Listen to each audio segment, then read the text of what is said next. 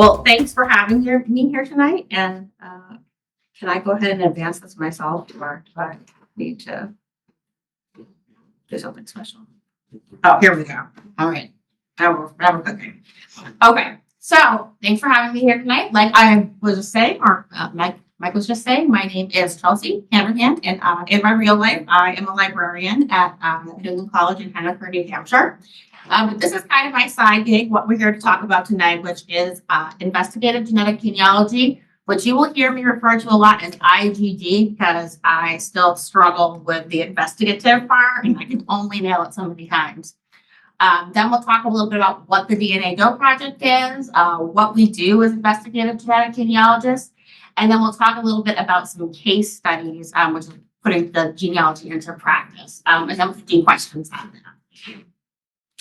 So before I get started, I should say everything that I'm going to talk about here tonight, I have permission from law enforcement and from other people involved in the case to talk about, so I'm not talking about anything out of turn.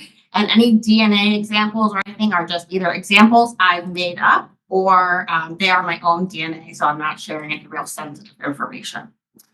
So how many of you, I assume if you come tonight, you have some sort of interest in doing genealogy or crime, or might have heard about this in the news. Has everyone kind of heard about this topic?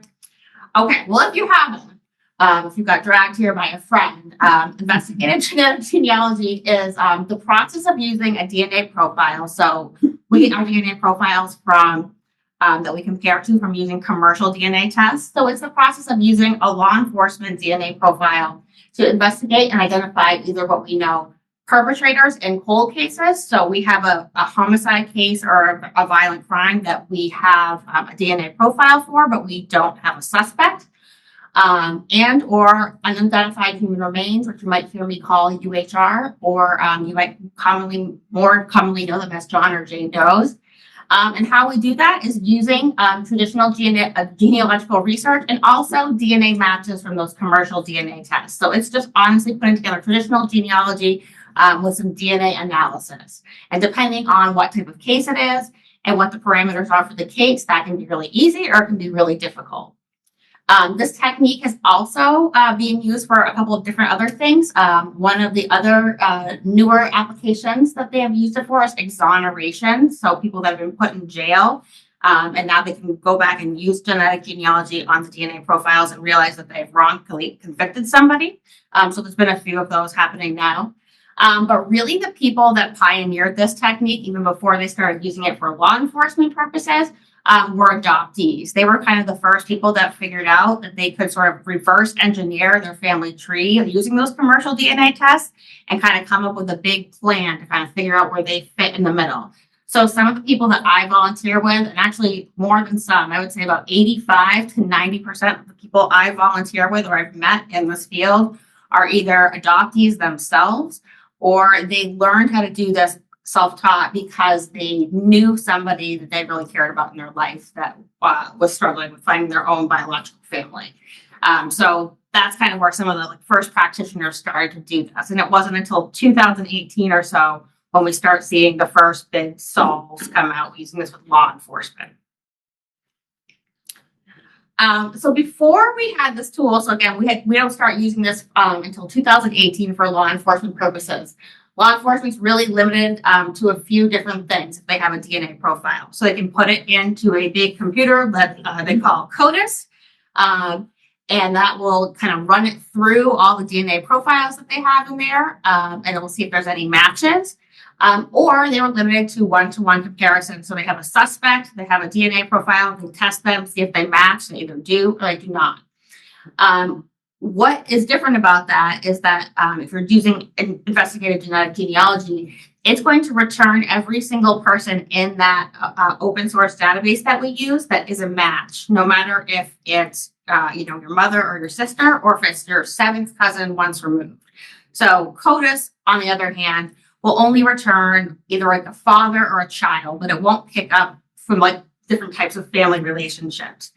So this is what makes it sort of a more powerful tool and gives us more of a whole picture of what a person's identity could be.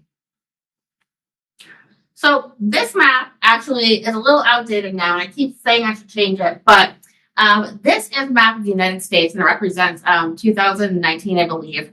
But every little colored dot on here represents a set of unidentified human remains in the United States. So there's about 50,000 represented on that map there. And for each of those, that kind of represents a family that does not know maybe what happened to this loved one, maybe don't even know that they're missing. NamUs was created, which is one of our national databases, and it's a national missing and unidentified persons, unidentified search index.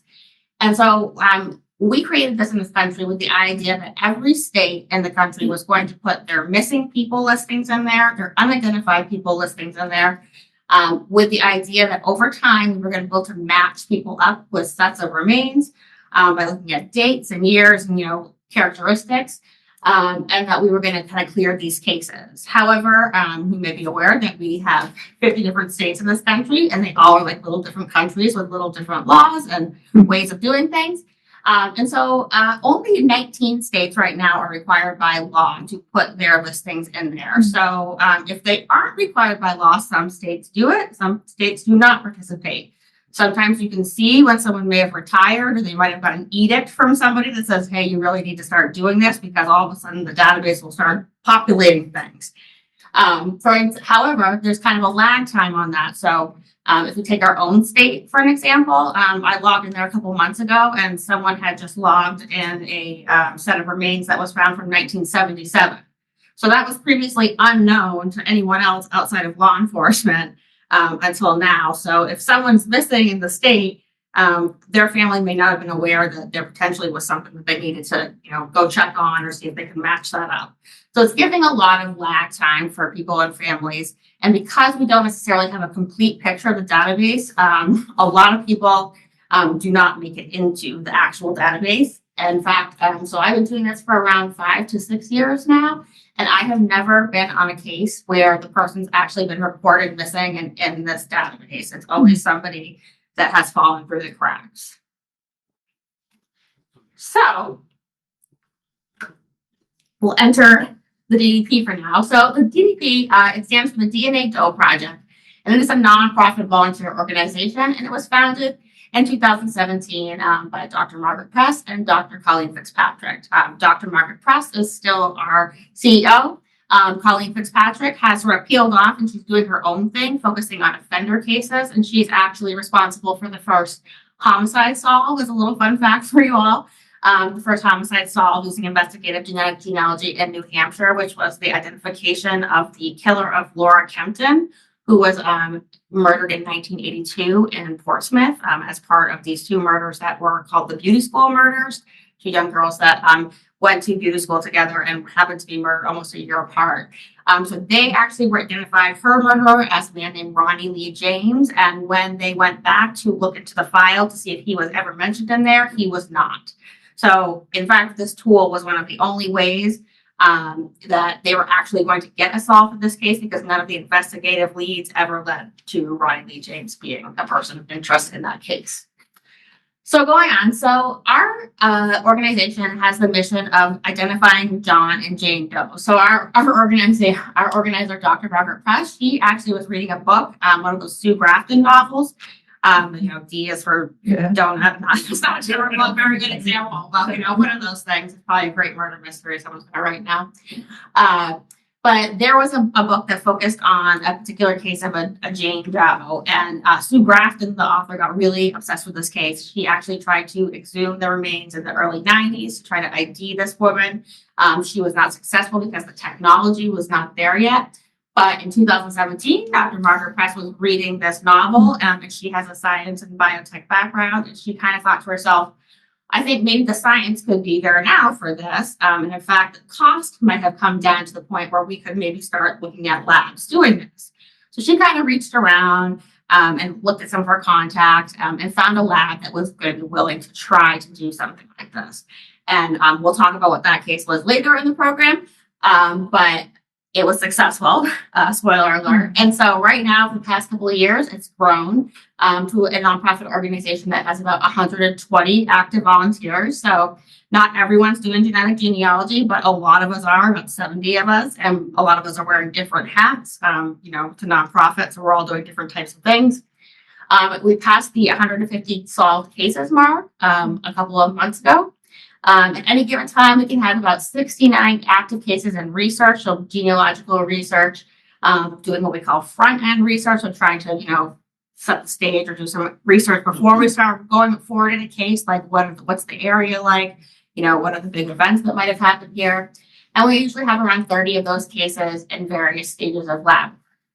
And I will mention to you as well, my other big statistic that we have is we actually now have a TV show.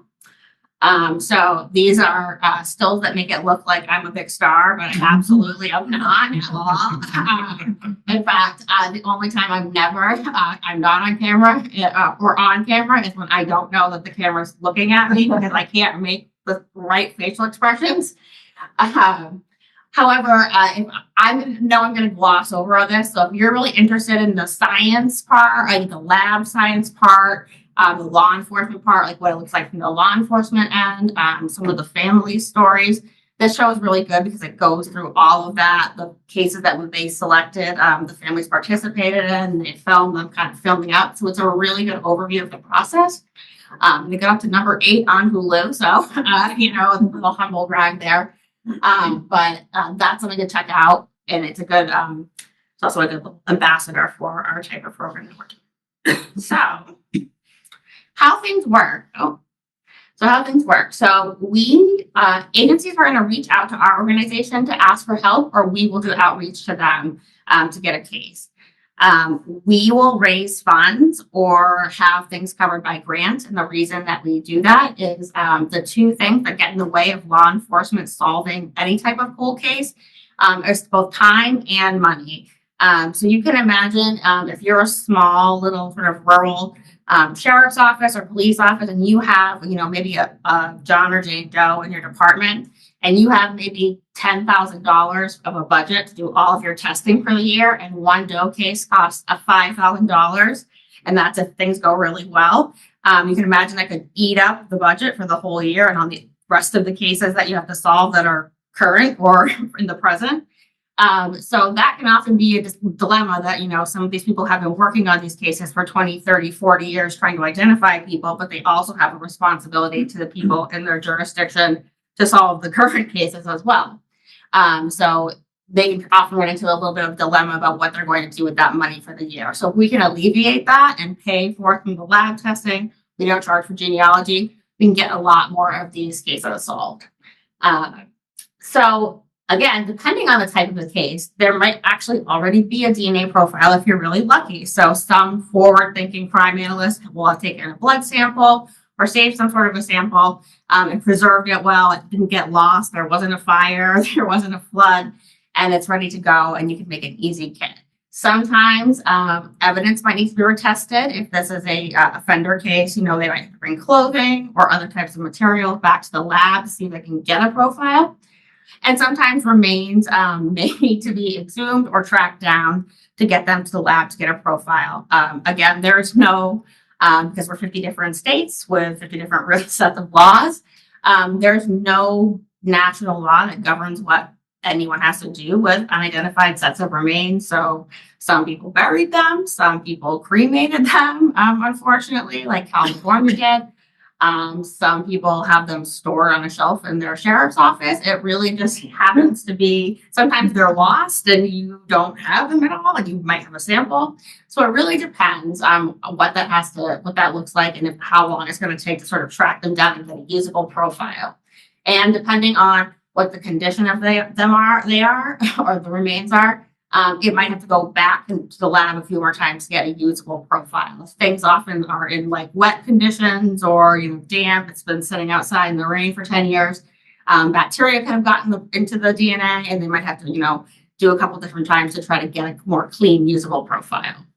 And so once the scientists have done their magic, and I will very much tell you that I am not a scientist, they'll create the shepherd, the kit through, and we call that what we call our DNA profile, and they're going to create a kit that they can upload to our two open source DNA databases, which are GenMatch or FTDNA. And this is the biggest misconception about genealogy or doing genetic genealogy. We cannot use and do not have access to what we call commercial DNA databases for search comparisons. So I can't go to Ancestry and use whatever profile I want to use for my DNA to get through Ancestry or through other commercial tests, because it is against their terms of service. Sometimes it seems like there's a misconception that we all have access to like a universal database of DNA profiles, and that's not true. What we are allowed to do is take what they call the raw data or the raw file from the database. So Ancestry has a little settings wheel, and it will allow you to download a raw file, which you can then go to GenMatch or FTDNA and upload those so that they can be compared to everyone who agrees to be into that database. And it's much like if you sign up for organ donation, you're sort of just clicking a little box that says, yes, I consent to this being compared to other profiles for law enforcement cases. So here's a little bit of the process. So before we even start doing any genealogical work, because I work mostly on cases of unidentified human remains, we will talk about that as our example, but it would be much the same process for you doing cases of offenders. So things that we're interested in dates. So for Doe's, when was that Doe found? Do we have to go to date? When that was, so we can sort of see what the other cases are in the area. Where was that person found? So not only just the city or the state, but is this a rural area? Is this a really populated area? Is this place near some sort of services like the library, like maybe a homeless shelter that might give us a clue as to who this person is? We're interested in the approximate age of the person, obviously, if they can tell that, so we can try to match them up against the listings. We're interested in what we call the PMI or the postmortem interval. So how long has that person been deceased when they have found? Are we looking at skeletal remains? Are we looking at someone that might have a recognizable face? That can be important because it will give you sort of context clues about how long that person might have been missing. But it's also helpful for things like composites or sketches. If you want to put a sketch out there to see if anyone can recognize this person and they have a recognizable face, that's obviously going to help. And we're interested in any anomalies or things found with them that might provide clues to their identities. But so often, I say this, but oftentimes this ends up being a red herring. For instance, one of the first cases that I worked on was the case of a young man who they did know his killer, but they did not know his identity. And he was found next to a lighter that was inscribed with the word Arlene on it, the name Arlene. So the whole time we were doing our trees, we're looking for the Arlene. Like, who is Arlene? She's got to be in here someplace. And she never popped up. So when they had the press release and the press conference for it, somebody went up and asked the family, who is Arlene? We have to know. And Arlene is no one. It truly is the one time that someone ended up next to something that belonged to somebody at a crime scene, and it didn't have any bearing on the actual case. It just happened to be something left behind. So sometimes those can be clues, but oftentimes it can send you down the wrong path. And everything that we can get from law enforcement, so sometimes we'll get a big sort of binder of information, and sometimes we'll just get like one sheet of information. Anything that we can get, we're going to kind of keep in mind when we're building trees and looking at the records.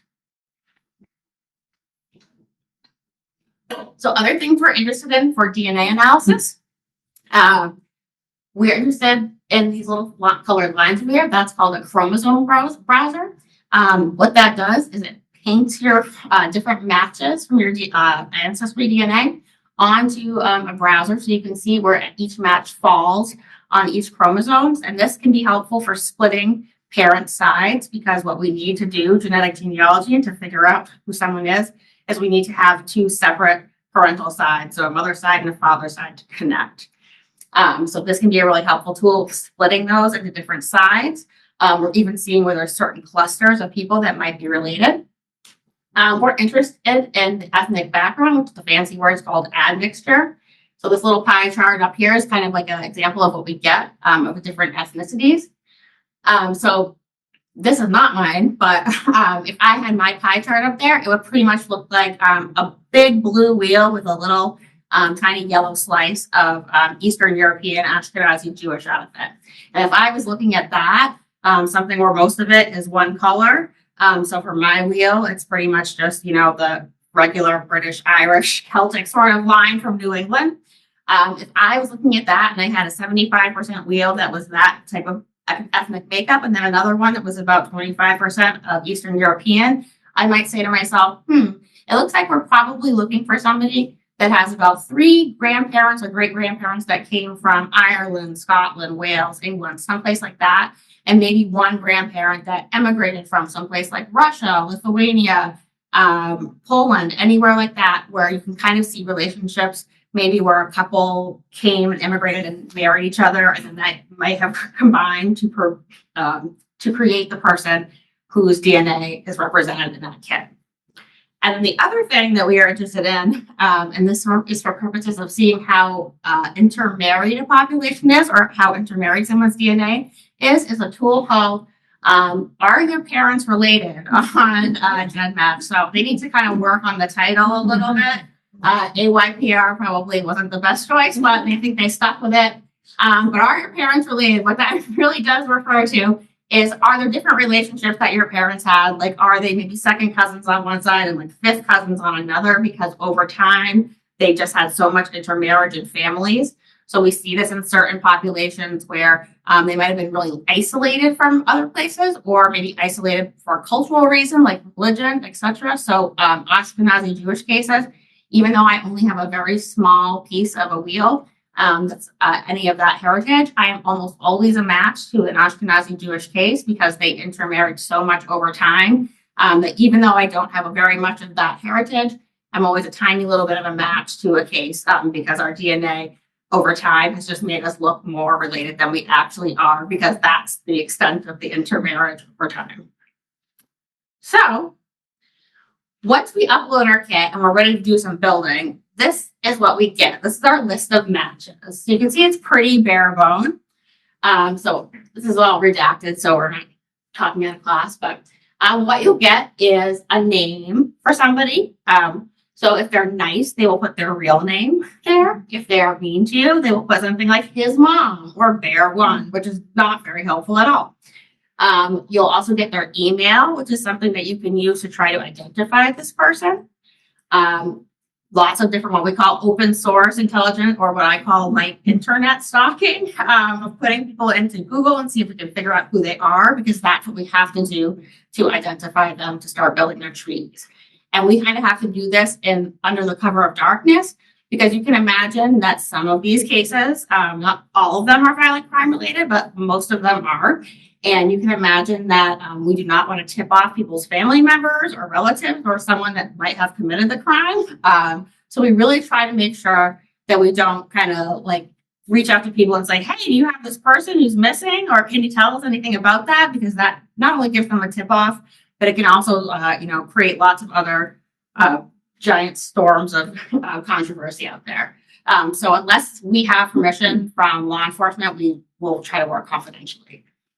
And the other most important thing that we get are what we call our match list, which shows you what the level of scent of organs you share with your DNA matches. So that's the scent of organ is the unit of measurement for DNA. So you can see it starts over here with the largest segment, and then it shows you what your total scent of organs that you shared on. So if I was to look at this top match here, I would say this is going to be a pretty quick case, because a 3,000 level total scent of organ match is the highest number of scent of organs that you can share with somebody that's either a parent or a child. There's no other option. So either that's the child or that's the parent, but there's not another relationship that you can share with that much. So this is often the relationship that people who have bought an ancestry test and then gotten what they call a not parent expected, or NPE result, we'll see like, why is this person all of a sudden showing up so high in my match list when that's not who I know as my father. However, if you were to take away that top match and look down at the second row, you'll see that now the total scent of organs that this match shares, and it's going in a decreasing level down, is only 32.9 scent of organs, and that's not a good match. That's going to be a couple generations up, maybe 5, 6, 7, 8 up. So you can imagine how big the tree gets if you're going from those tiny matches. So if I had to guess, I would say this is probably the case that's not very well represented in our database, probably something around Latin American or African American cases that aren't as well represented in these open source databases. So you can see sometimes we get lucky, we have a really good top match and we're able to really quickly do something. Oftentimes though, some of these cases will happen. You know they're going to be long slogs and you're going to be waiting for someone to upload their DNA to get that match that you want. So sometimes cases will take something like 4 hours and other times they can take anywhere from 5 to 7 years. So you can see sometimes that it's really important to make sure that we have people uploading. So difficulties we come across in research, we just talked about underrepresented populations in our databases. Obviously, the people that are using a lot of their free time to do genealogy might look at something a little bit like me. We are starting to get better representation in there just because this interest in solving cases and helping out with violent crimes, identifying people that have committed violent crimes is out in the population right now. But we do need to work on getting more people into the databases, in particular Latin American, because that's the type of case that we have the most of right now because of the border crisis. We run into endogamy, so the DNA is making people look like they're much more related than they actually are. So that Ashkenazi Jewish example. We have an NPE or adoptees in the top spots. There's nothing worse than having a really great top match and you go to identify them and they are an adoptee themselves or they're looking for their biological family. So sometimes you have a little bit of a side quest you have to go on. Their records aren't available. So if you do genealogy, you know what, the 1890 census, that is no more. So we've all had to sort of just skip over that decade census-wise.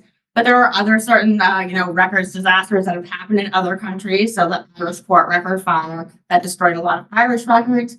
I work in a lot of Eastern European cases. And if you know anything about Eastern Europe during World War II, it just kind of got run over both ways. Sometimes records were caught up in the fires. And oftentimes you might have to reach out to genealogical societies or really libraries that have genealogical collections. And they might have like one copy of one really rare book that someone did in their spare time, and that might be your source. Recent immigration. So someone's come to the country recently. So we talked about a little bit about the border, but even just people who are coming and setting up their lives regularly, or even on vacation. In fact, the first ID of a British citizen was actually a man named Michael Sidney Hill, who came over to Arizona for a vacation. And went out for a walk without his identification and unfortunately suffered a medical emergency and passed away. And he was not repatriated back to England for 25 years because no one knew where he was. He did not have ID and there wasn't really any way to ID him in that city. Only one parent side represented. So you'll have a case, you'll have a lot of great matches on one side, but just not a lot of representation for the other side to put together. And you can't ID your match to build a tree. So you've got a dead email address, something that doesn't work, or that person hasn't shown up on the internet, or their name is John Smith, and there's just 800 John Smiths out there, and that's not going to happen. So sometimes you have to wait a little bit. Sometimes you have to adjust your plan. There's not really too much of a rush anyway, so you have the time to make those decisions or wait for better matches to come along. So this is what it looks like a little bit when we build a tree. So we all work together in teams. So it's a little bit different than doing it just by yourself. It can be very fun because other people that you're doing it with are also interested in genealogy. What we each do, we build all on the same screen. And we each take one DNA match and we're going to build that match's tree individually. And we're going to do all on the same screen. So I'll say, half of us on the screen that we're using, for example, are taking this couple or these matches, and the other half of this example are taking those ones. So I'll say I'm building this match over here, the DNA match, and someone else on my team is going to build this one. And so we both will start building, and then we'll kind of check in with each other after we've gone a couple generations and say, what are you kind of seeing? What places are you seeing? What names are you seeing? Do we have anything in common? And because this case is going to go so well, for example, we have our couple Smith up there. What we're trying to do is figure out how these people are related. and what couple they descend from. And we're trying to find what they call the most recent common ancestor couple. So in this match, I'll say, I have a Smith, and this person might say, well, I have a Smith too. Let's see if we can build them up and see if they connect anywhere. And for our purposes, the couple has connected up here. And so we have a couple now that we have a most recent ancestor couple, and we know how these two DNA matches are related to them. And then the other side of the team is going to be doing the same thing with their matches, probably on the other parent side, if we can split it up easily. And they're going to be doing the same things, checking in with each other about places, names, etc. And for this purposes of this example, they've done the same thing. They've checked in with their couple, and now it's gone up there, and they found a couple Jones that the people descend from. And so now they know how these people are related. And so now once you have maybe at least two of those, but there might be more depending on what kind of a case you're looking at, you're going to try to start seeing where they might connect when you start building the down lines. And what we're looking for is a place that one side of the DNA profile and the other side of the DNA profile might meet or have a chance to meet. So sometimes they do get married, but oftentimes they are not married. It might be a couple that's living across the street from each other. You might have to check some context clues out, but are they living in the same town? Maybe it's just that they had the opportunity to meet at some point.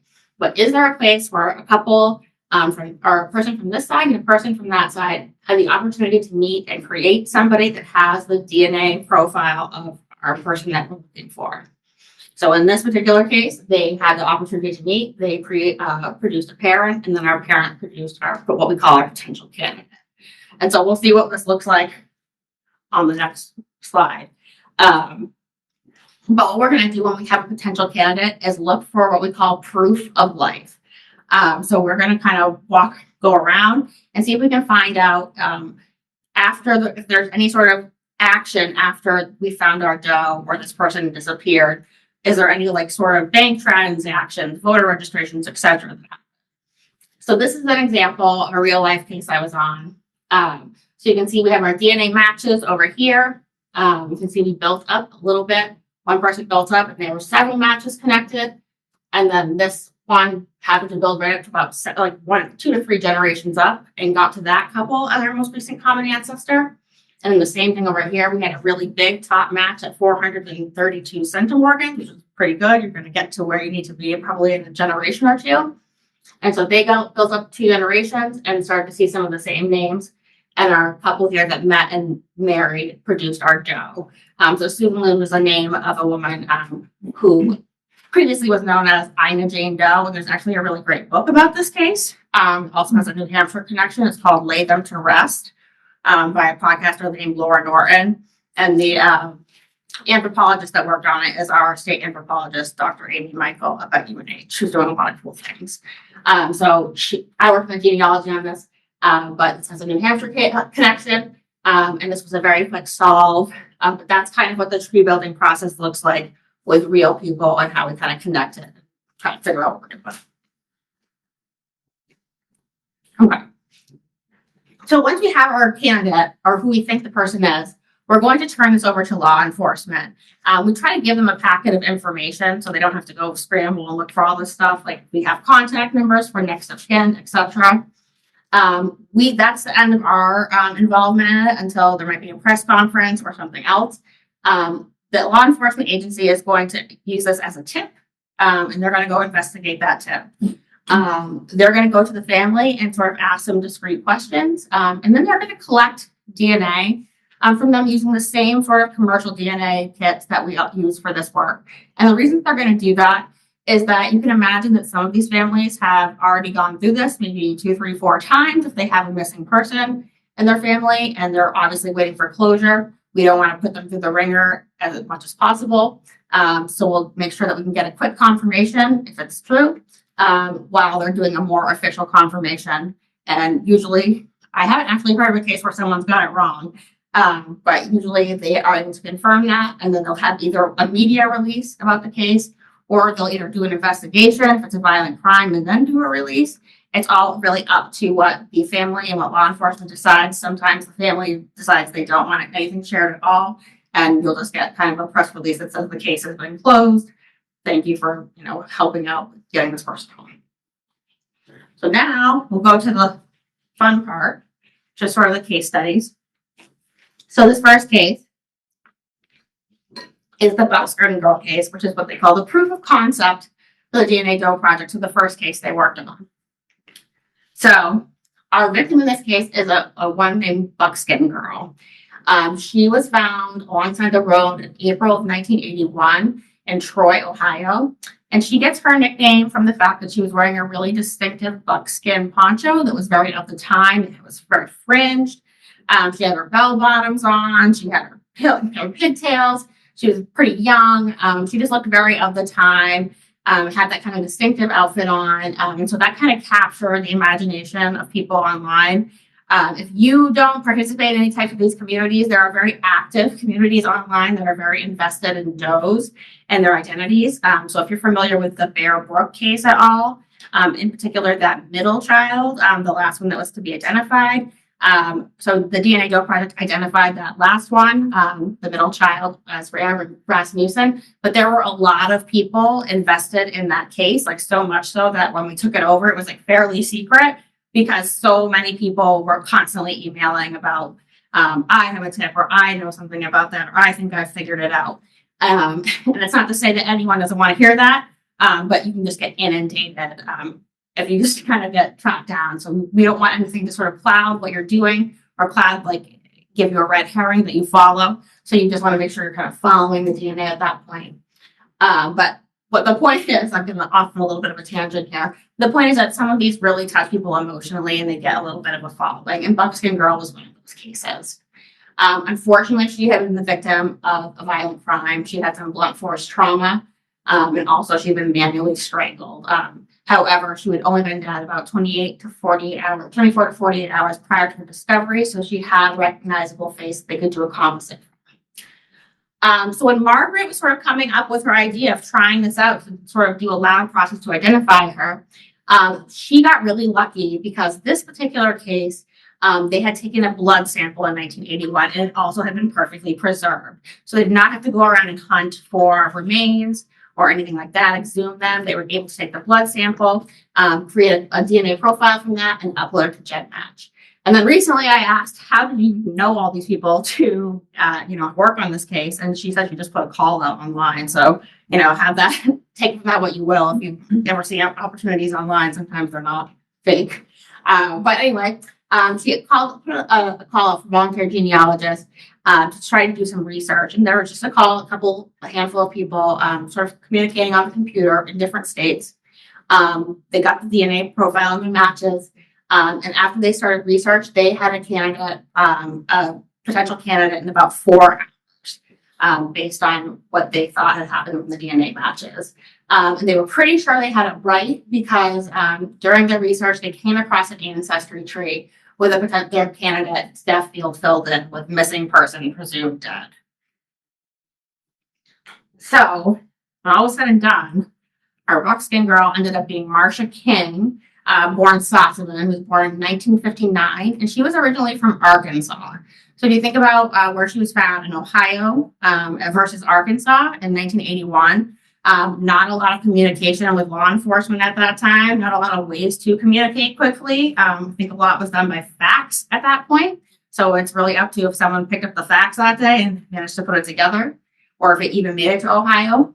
But when they talked to her family, she had been known to hitchhike. She'd also been known to run away. And so law enforcement did not really take a report of her disappearance at that time. They kind of just said, she's going to come back. She's done this before. And unfortunately, that time she did not return. They were able to at least bring her home. And on April 8th, 2018, her identity was announced as Marcia King. And what I think is kind of cool is that at the same time, if you've ever heard of Barbara Ray Venter, who's also a famous investigative genetic genealogist, and she's the one that solved the Golden State Killer case. Within 2 weeks, those two cases had been announced of each other. So there was one woman, they both live in California. So one woman on one side of the state is working on unidentified human remains cases, and another woman is doing the same exact thing for the same idea, only with perpetrator cases. So a little bit of synergy there. So once this is kind of out, in 2018 as a tool that people can potentially use, it was a little bit like the wild, wild west. And so people started kind of going out there and using it. So this case is one that I worked on. It's a case of Leo Jane Doe. This is another case that kind of captured people's imaginations because she had a real distinctive piece there. So Leo Jane Doe is the name given to this particular woman who was found in 1998 in Nashville, Tennessee, and she was unfortunately floating in the river, and she had a gunshot wound to her head. She was estimated to be about 30 to 50 years old.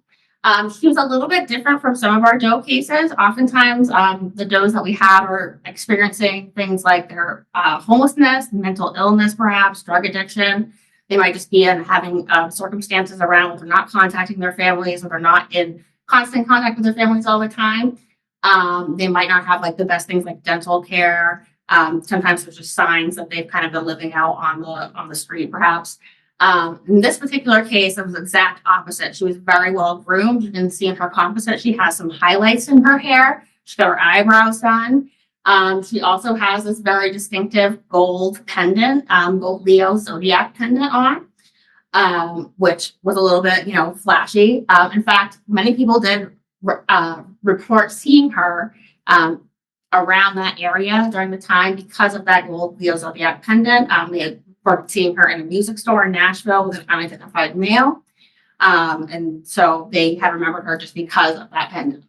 But no information kind of came forward. This case actually was pretty well publicized just because of how well presented the Doe was. They put a lot of information out there to the public in Nashville thinking someone would come forward, but nobody ever did. In this case, research began on it in March 2023. Previous research had been done by other agencies or volunteers, but this kit is what they call endogamous. So there was a lot of intermarriage. Leo Jane Doe was from the American South, and she had a lot of great matches on her mother's side, but they were all from Alabama, and everyone had intermarried over time. So all of the matches all went back to this one couple, and there was not a lot going on the father's side. So I was a tree builder on that. Oh, geez, I was right to the end. But in May of 2023, Leo Jane Doe was identified as a woman named Diane Miner from Nashville, Tennessee. So if you look on the right there, that's her in real life. And that's her composite in the middle. So the person who did the reconstruction did a pretty good job on it. Again, although Diane had some really good matches, most of them were on the mother's side and they were very closely related. And so it was hard to find that couple in the middle to produce who ended up being Diane. This case needed a lot of very specific DNA analysis, which is not my forte. I'm more of a tree builder. But my team leader at that time was really excellent at that. And so she sat down one day and said she was going to solve it. And she sat down, the first thing that she looked at happened to be the solve. But one of the strategies that she used to solve this case and find the other couple that I thought was fairly helpful is that sometimes it's not those top matches you need to worry about, but sometimes those small little matches at the bottom, if you use your own DNA for things, those can be the ones that can, even though they're tiny little centimorgans that you share, can be the ones that can lead you to the people that you don't necessarily know about in your tree. And this happened to be the case with Diane. My team leader, Karen, at that time kind of picked out 2 or 3 little matches from other places that she had looked at. She did not want them to come back to Tennessee. She wanted them to come back from someplace else. And so she picked 2 or 3 matches and said, build these. And that happened to find us one little couple on the other side that was way up, but kind of gave us a starting place. And so Karen was able to use that to identify our Joe as Diane. The thing that drives me crazy about this, because I'm a big gossip and I think everything's my business, is that Diane was never reported missing.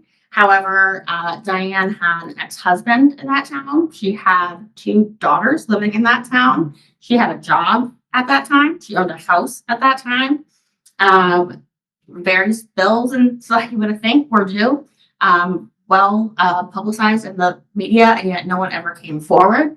The other thing that is kind of crazy about this case is if you'll see on to my right hand side, there's a picture of Diane as a young girl. And that is actually because Diane was a pretty well-known beauty queen at the time. In fact, the reason that she's in Nashville and in the paper during this time is because she had won several beauty pageants, especially the talent portion. And she was in Nashville making records and had made several records of country music.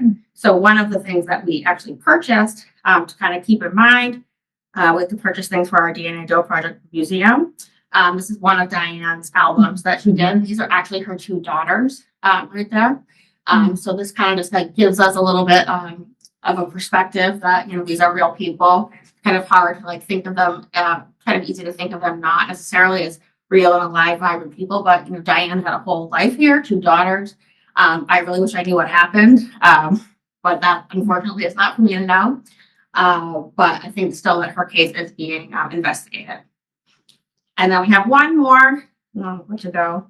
And this is the Burlington John Doe case. So in 2011, this is kind of a little different. So in 2011, there was a small fragment of bone discovered in Oakledge Park, which was a park in Burlington, Vermont, along the shores of Lake Champlain. And so somebody happened to see this. I don't know how, because I would completely walk by it. But a little small quarter-shaped piece that ended up being a skull fragment. And so the lab analysis that was done on the skull fragment suggested this belonged to a man that passed away from 1975 to 2000. And you can imagine, you might say, why would we investigate this skull fragment? But you can imagine that if you just find some of these things, where did this come from? What is this from? Did it come from Hurricane Irene? If not, you know, what is happening?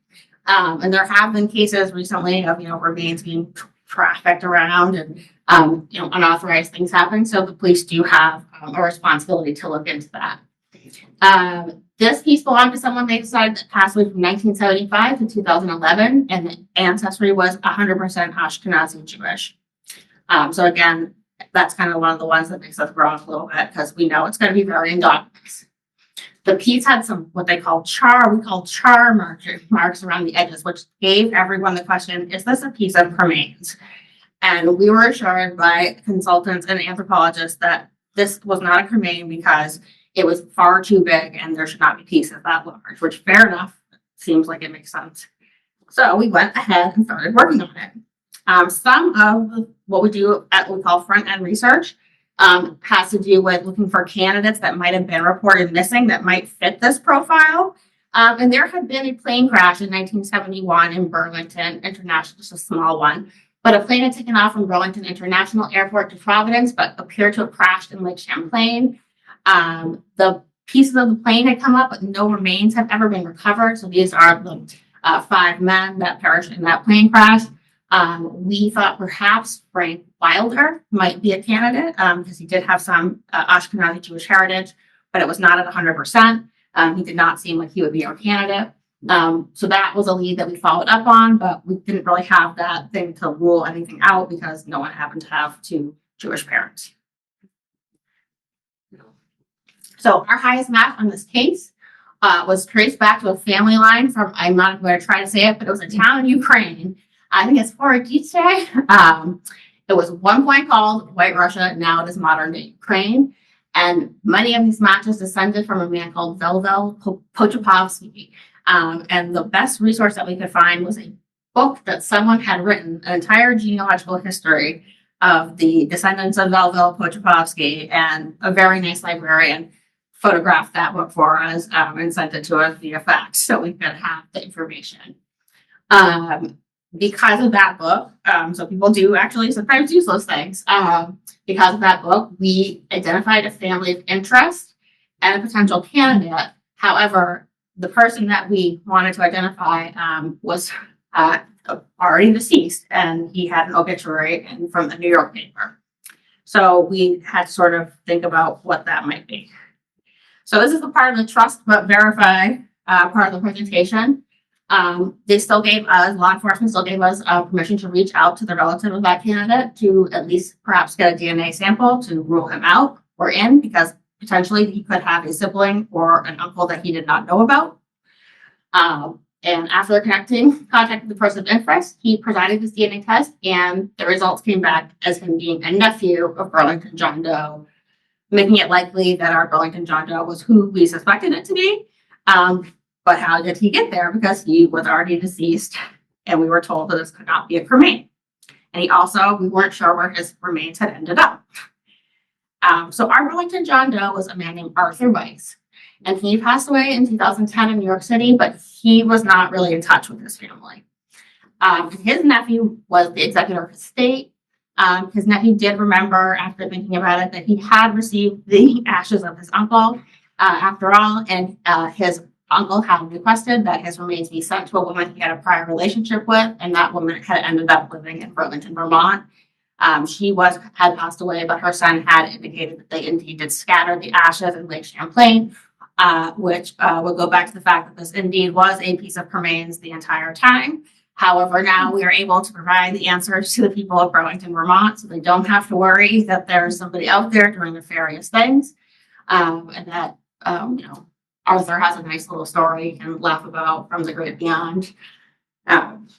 So, if you're interested in this type of stuff, or genealogy research or DNA research in general, consider making your family tree work public.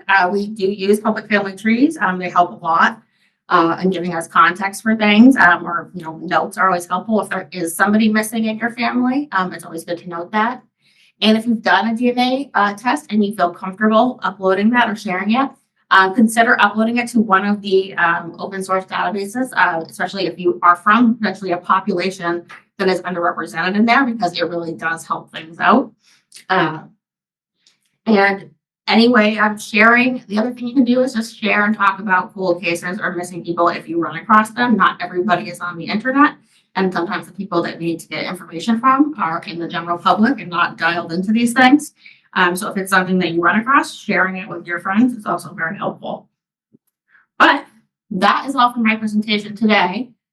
So if you have questions, feel free to ask me, or I can give you my card after, or if you think of something, you can email me. But thank you for coming here tonight and listening to all this, especially while the World Cup is going on. So I thank you.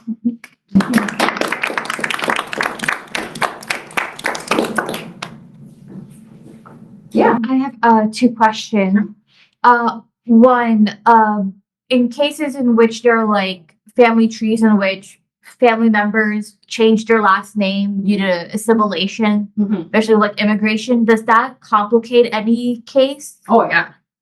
Yeah, there in fact there's that, and oftentimes there's on that TV show I was talking about, there is a case of a family, African American family that changed their names to Muslim names. We got the Malcolm X and the Black Muslim being very not specific, but they had changed their names to have more Muslim sounding names. But they'd never filed an official name change, so that was not actually reported anywhere. So it took a lot of detective work, and there are definitely cases of people that are just like, I'm changing my name to something now, and they just go by it. So there definitely are times that it complicates things for sure. And second question, could you go back to the slide where it's the map of all of the like unidentified remains? Sure. So for like in areas or like states which have more points, is it because of like state laws that require to report their unidentified? It's probably both. So over here, that's probably like the border crisis, just because there's just so much happening all the time, and they're probably doing a better job of reporting stuff. Up here, if I had to be willing to guess, I would say probably not reporting. Around here, we're getting better, but there are certain states like Vermont, for instance, like there's 4 Does listed, and 3 of them are from 1935. Okay. So you're like, I think probably something has happened since then, but they just haven't made it there. But then you'll see states like South Carolina, they won't be participating, and all of a sudden one day, every single thing has showed up there. So I would love to see that become a better tool to use. It really just is like dependent on who thinks it's really important or if it's a state law. Okay. Yeah. Is there an ongoing effort to try to get more states to join? Yeah, there's been a push, and I think a lot of these, in fact, have happened because individuals have pushed for it. I think it's a newer technology, like since the 2010s. So I think more people are coming out of school like aware of it and are sort of telling their people like, this is what we're doing now. I don't think it's because sometimes it's not because anyone's opposed to using it. It's just that, in their job, they have 80,000 things to do. There might not be someone that will help them do it, or they might not even know. So a lot of it that we're doing is stuff like this, where we're trying to get the word out. But yes, there are like continual efforts to try to get things a little bit more complete. Yeah. My first thought when I saw that was because there's so much public land and wide open space or wilderness that if you did put a body somewhere, it would probably go unknown. So maybe that's part of why it's so blank. Oh yeah, you're thinking the same way I did, because I went to Utah this May, and I asked, or there were students, and I was asked, like, do they ever ask you to like the guides, like, did they ask you to keep an eye out for anything? They're like, no, that'd probably be a good idea. But then he was saying there's sometimes lands that they go out that some of them might only visit once a year, if that. So there are doing this stuff kind of gives you more of a thought sometimes. Like, I look out on the side of the road and I'm like, I wonder what could be in there. Like, I don't even know. But yeah, definitely parts of those, like, there might just be a question of what they found. We have a question on Oh, yeah. have you done any work on the Maura Healey case? More Murray. Maura Healey, Healey. I don't think so. No. No. You can send them my way though. Yeah, question. You mentioned about maybe putting a case aside for a little while if matches aren't made. I'm wondering when you decide to kind of come back to that. Is it just kind of like, no, let's come back to it in 6 months, or if it's just if like the date, and maybe nesting that question is the when you return to it, are you finding that there's an acceleration to more and more data being online, so that like, oh, let's get back to it in 6 months, and then the next case, like, let's get back to it in 3 months. It's like, is it like tightening up the amount of time that it takes to? I think it really depends. So sometimes, yes, like you'll go and like, oh, they added this whole new record set, so now we could actually look at this and actually use it for something. Sometimes you'll just be like, we're spinning our wheels on this, and we'll put it aside. Sometimes it won't sit for a while, and maybe they'll switch the team out, and they'll say, you know what, it might be a set of different eyes, might be better because you all might just be not seeing anything. If you do genealogy, sometimes you'll work on something, and then you'll like, couldn't find it, and then you'll log in like a week later, and you're like, oh my gosh, like I should have just done this from the beginning, and then you'll figure it out. Sometimes there's things like that where you're like, oh my gosh, I didn't even think of trying that out. And oftentimes too, there are people that sort of specialize in things. So there's starting to be people that that have language skills, like to do the more Latin American cases or the Ashkenazi Jewish cases. And sometimes if they're really hard, they'll kind of bring in the big guns and see if they can give some more ideas about what we could do. Yeah. For, say, cases that involve recent immigrants, have there been any efforts to, say, work with international organizations to try to help, like, trace who that person might be? Yeah, and in fact, I think some of the times that's actually more successful than the genealogy. Sometimes it seems like if you can get the town of it, one of the ways, like, we definitely have worked with international partners, but sometimes we've just done a Facebook push ads in that area. And one of the cases, that was how it was solved, is that a man had gone missing 20 years before, and his wife saw the ad and thought, yeah, so that's definitely my husband, and was able to solve it that way. So sometimes, yeah, just even having the town or that general area, those people are the ones who are familiar, they can know the details of the case to recognize it. Yeah. Did you say you have a podcast? I don't have a podcast. I do research for one. Mhm. It's called Murder, She Told. Murder, She Told? Yeah, and it's like all New England cases. Thank you. Yeah. Limitations to, I think, solving some of these mysteries, if you will, are they mainly due to lack of DNA evidence, like having access to the DNA, or would it be more people actually putting the legwork in, putting the pieces together? I think it's definitely a convergence of things. Sometimes, like medical examiner's office and anthropologists, sometimes it just hasn't permeated certain law enforcement groups, and some law enforcement groups are like very helpful and like very like they want this type of help, they want this work, they're wanting to try out new things, and sometimes other places are more hesitant, especially about like civilian people helping out.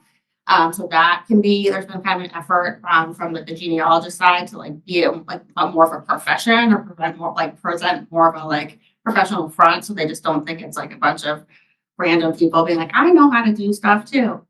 The other thing that could run into it, yes, degraded, such like evidence, degraded remains. Sometimes they lost stuff.